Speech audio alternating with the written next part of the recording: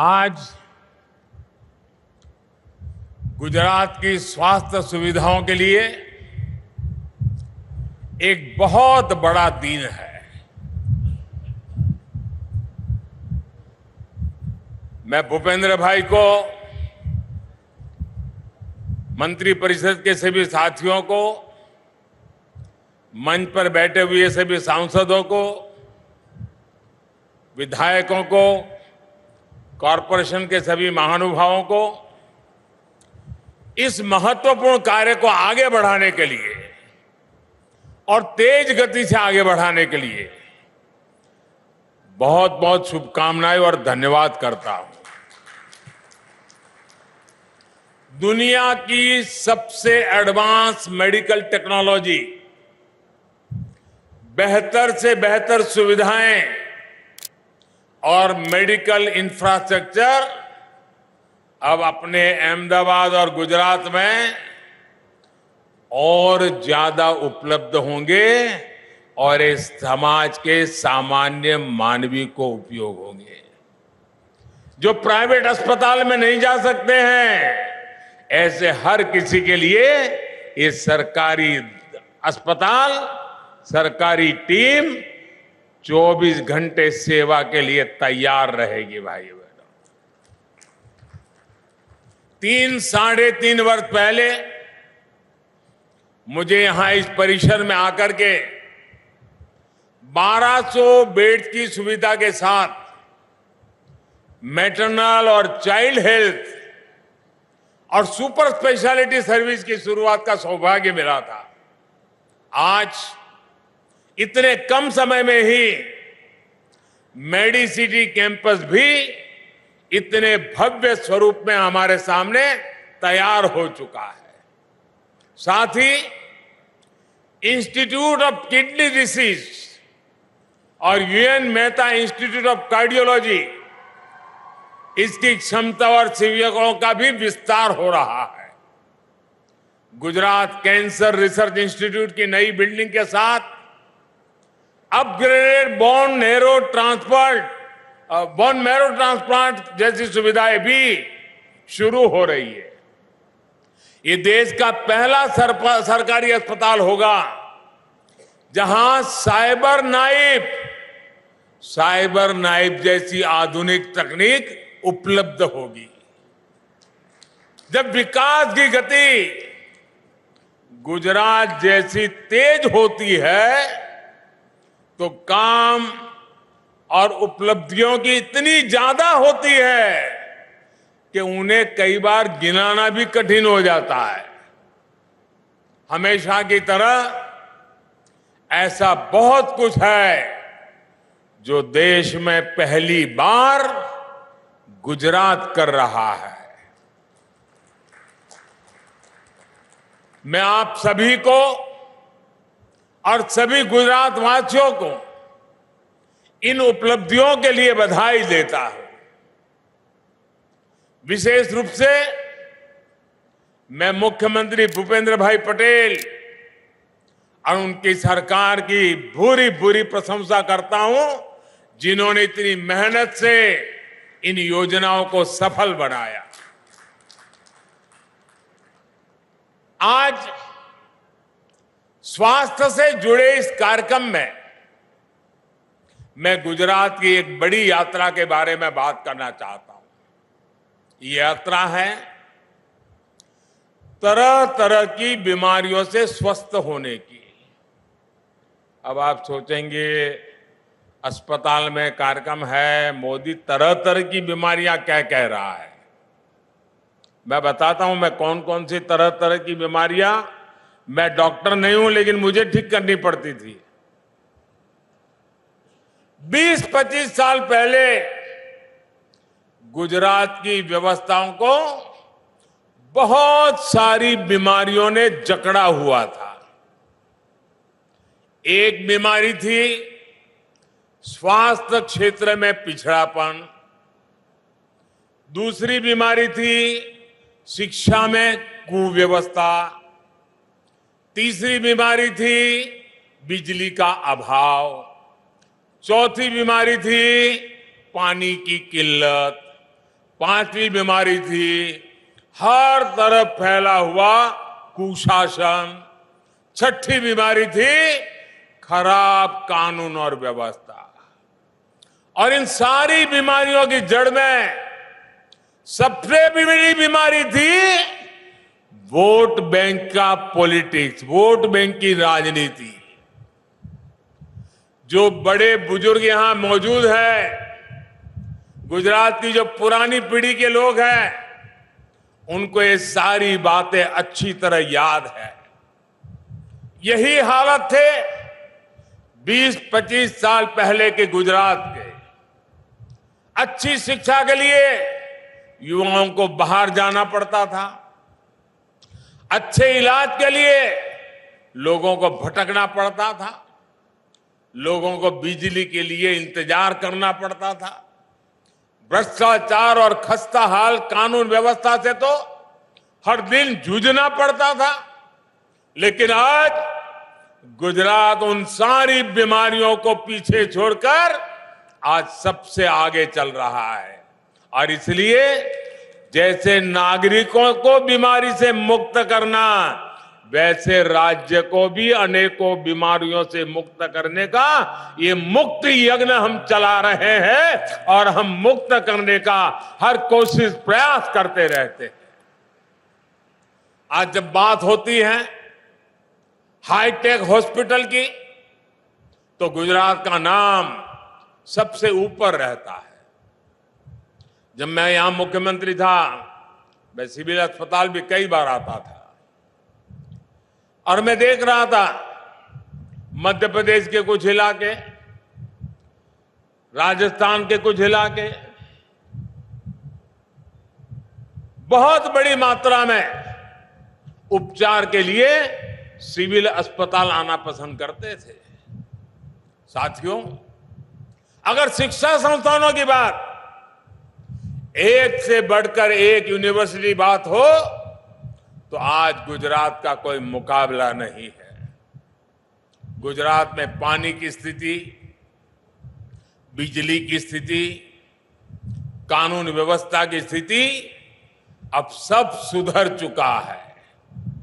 आज सबका साथ, सबका विकास, सबका विश्वास और सबका प्रयास वाली सरकार लगातार गुजरात की सेवा के लिए काम कर रही है। साथियों, आज अहमदाबाद में इस हाईटेक मेडिसिटी और स्वास्थ्य से जुड़ी दूसरी सेवाओं ने गुजरात की पहचान को एक नई ऊंचाई दी है।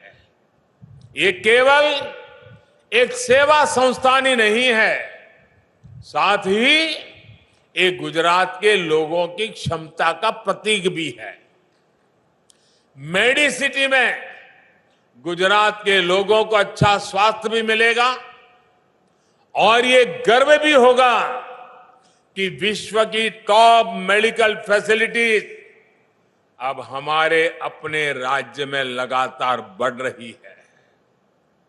मेडिकल टूरिज्म के क्षेत्र में गुजरात का जो अपार सामर्थ्य है, उसमें भी अब और वृद्धि होगी। साथियों, हम सभी अक्सर सुनते हैं कि स्वस्थ शरीर के लिए स्वस्थ मन जरूरी होता है। ये बात सरकारों पर भी लागू होती है। अगर सरकारों का मन स्वस्थ नहीं होता, नीयत साफ नहीं होती, उनके मन में जनता जनार्दन के लिए संवेदना नहीं होती, तो राज्य का स्वास्थ्य ढांचा भी कमजोर हो जाता है। गुजरात के लोगों ने 20-22 साल पहले तक ये पीड़ा बहुत झेली है और पीड़ा से मुक्ति के लिए हमारे डॉक्टर साथी, आमतौर पर आप किसी भी डॉक्टर को मिलने जाएंगे, ज्यादातर डॉक्टर 3 सलाह तो जरूर देंगे, 3 अलग अलग ऑल्टरनेट बताएंगे। पहले कहते हैं भाई दवा से ठीक हो जाएगा, फिर उनको लगता है ये दवा वाला तो स्टेज चला गया है, तो उनको मजबूरन कहना पड़ता है भाई सर्जरी के बिना कोई चारा नहीं है। दवा हो या सर्जरी, लेकिन उसके साथ वो घर वालों को समझाते हैं कि मैं तो मेरा काम कर लूंगा, लेकिन देखभाल की जिम्मेवारी अच्छी है, आप पेशेंट को अच्छी तरह देखभाल करना, उसके लिए भी वो एडवाइस करते हैं।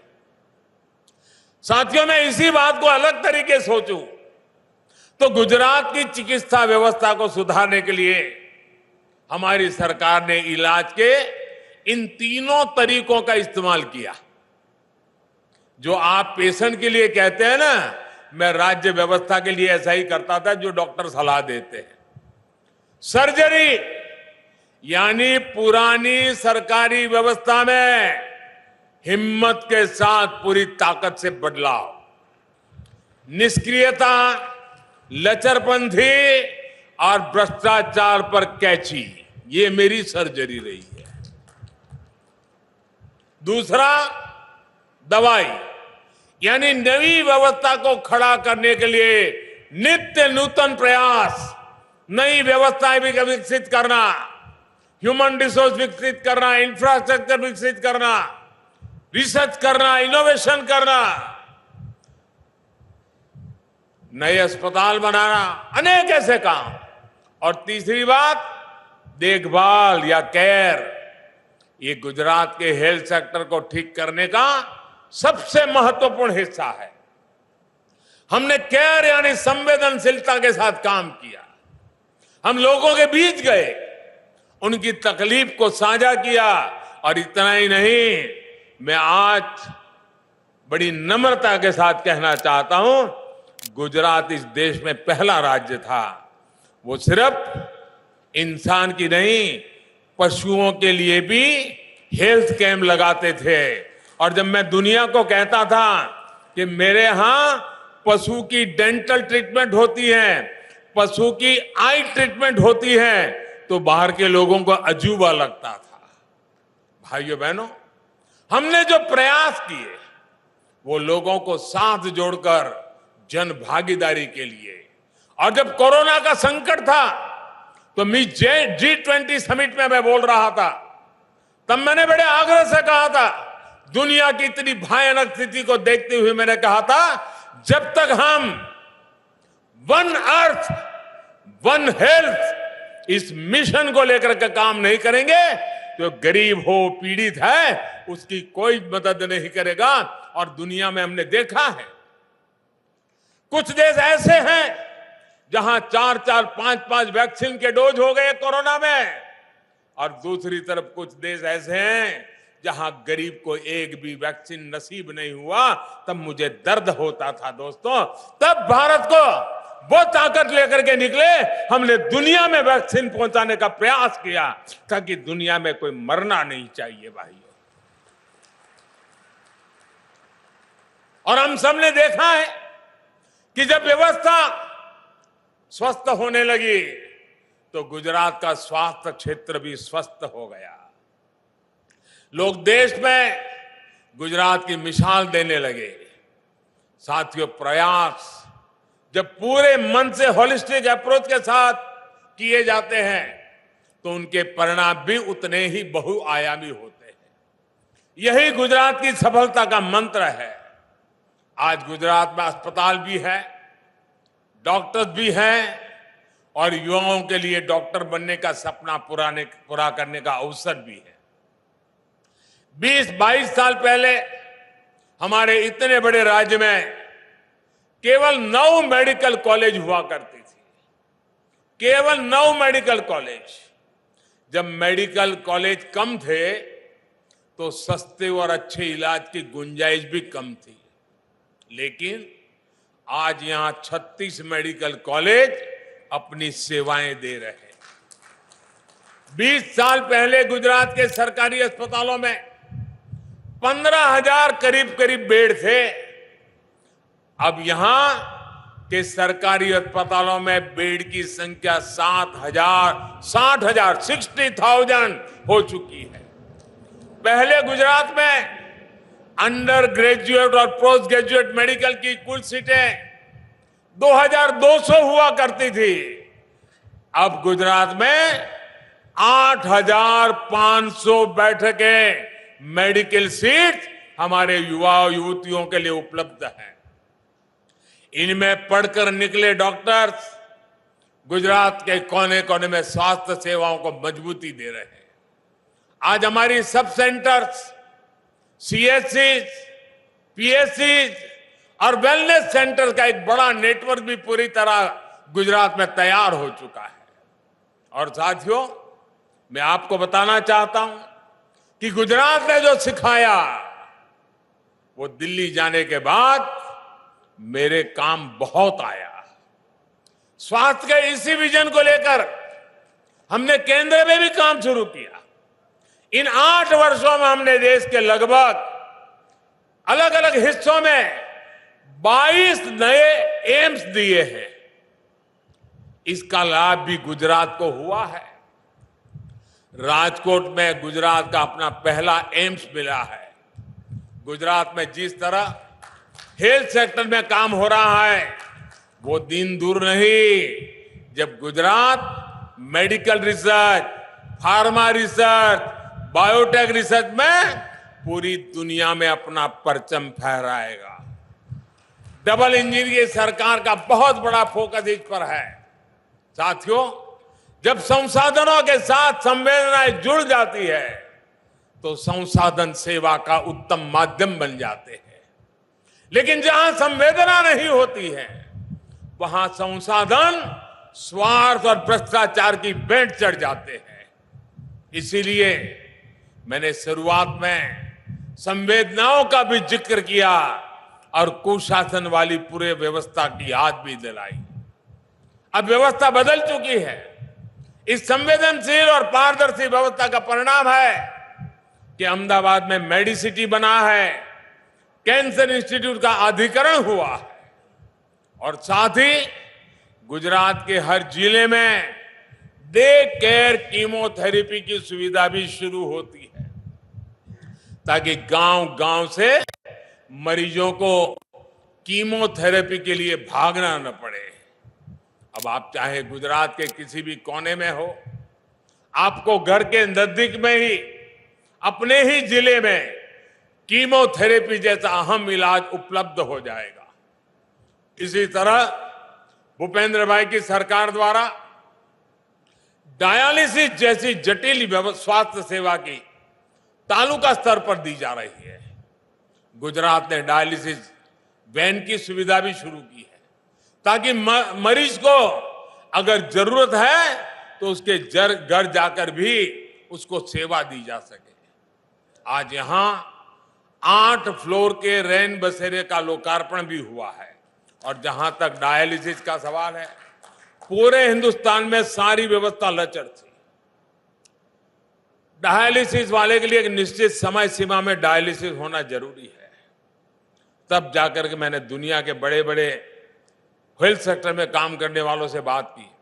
मैंने कहा मुझे मेरे हिंदुस्तान में हर जिले में डायलिसिस सेंटर बनाने हैं और जैसे गुजरात में तहसील तक काम जा रहा है, मैंने देश में जिले तक डायलिसिस की व्यवस्था पहुंचाने का बड़ा बीठा उठाया और बहुत बड़ी मात्रा में काम चल रहा है। साथियों, मरीज के परिवार वाले जिन मुश्किलों से जूझ रहे होते हैं उन्हें और तकलीफ का सामना ना करना पड़े, ये चिंता गुजरात सरकार ने की है। यही आज देश के काम करने का तरीका है। यही आज देश की प्राथमिकताएं हैं। साथियों, जब सरकार संवेदनशील होती है तो उसका सबसे बड़ा लाभ समाज के कमजोर वर्ग को होता है, गरीब को होता है, मध्यम वर्ग के परिवार को होता है, माताओं बहनों को होता है। पहले हम देखते थे कि गुजरात में मातृ मृत्यु दर, शिशु मृत्यु दर इतनी चिंता का विषय था, लेकिन सरकारों ने उसे किस्मत के नाम पर छोड़ रखा था।